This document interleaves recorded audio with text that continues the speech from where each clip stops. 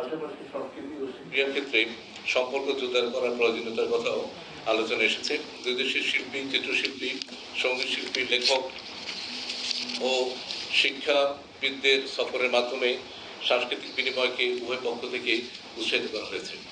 এছাড়া আমি পাকিস্তানের সাথে আগে যেমনটা বলেছি, বিদ্যমান ঐতিহাসিকভাবে অমীমাংসিত বিষয়গুলো উত্থাপন করেছি, যেমন আটকে পড়া পাকিস্তানিদের প্রত্যাবাসন, অবিভাজিত সম্পদে বাংলাদেশের ন্যায্য হিস্সা প্রদান, 1970 সালের ঘূর্ণিঝড়ে ক্ষতিগ্রস্তদের জন্য প্রেরিত বিদেশি সাহায্যের অর্থ হস্তান্তর এবং 1971 সালে পাকিস্তানের তৎকালীন সশস্ত্র বাহিনীর কর্তৃক সংগঠিত গণহত্যার জন্য আনুষ্ঠানিকভাবে ক্ষমা চাওয়া। আমরা বলেছি দক্ষিণ এশিয়া বাংলাদেশের বন্ধু প্রতিবেশী দেশ হিসেবে আমরা পাকিস্তানের সাথে বিদ্যমান ঐতিহাসিকভাবে যে অমীমাংসিত সমস্যাগুলো আছে সেগুলো দ্রুততম সময়ের মধ্যে নিষ্পত্তির মাধ্যমে একটি মজবুত, কল্যাণমুখী এবং ফরওয়ার্ড লুকিং সম্পর্ক গড়ে তোলার জন্য পাকিস্তানের সহযোগিতা চেয়েছি এবং এ লক্ষ্যে আমরা একযোগে কাজ করার উপরও গুরুত্ব দিয়েছি।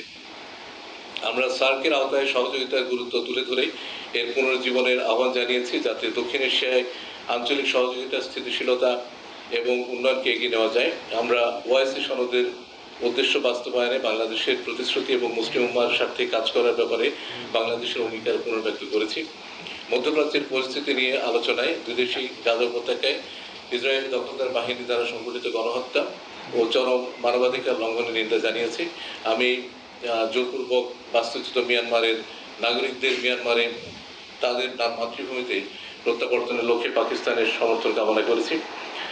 আমি শুরুতে বলেছি যে পররাষ্ট্র সচিব পর্যায়ের এই যে বৈঠক, এটি একটি ধারাবাহিক প্রক্রিয়া। সেই প্রেক্ষিতে উভয় দেশের মধ্যকার দ্বিপাক্ষিক, আঞ্চলিক এবং বৈশ্বিক পর্যায়ে আমাদের চলমান সহযোগিতামূলক কার্যক্রম সমূহের বিষয়ে আজকের পররাষ্ট্র সচিব পর্যায়ে যে বৈঠক সেখানে যে বিষয়গুলো আলোচিত হয়েছে সেগুলোকে পরবর্তীতে এগিয়ে নিয়ে যাওয়া এবং আমাদের জন্য যে সমস্ত অগ্রাধিকারমূলক ইস্যু আছে সেগুলোকে পারস্পরিক সদিচ্ছা এবং ঐক্যমতের মাধ্যমে সমাধান করতে অবদান রাখবে বলে আমরা মনে করি।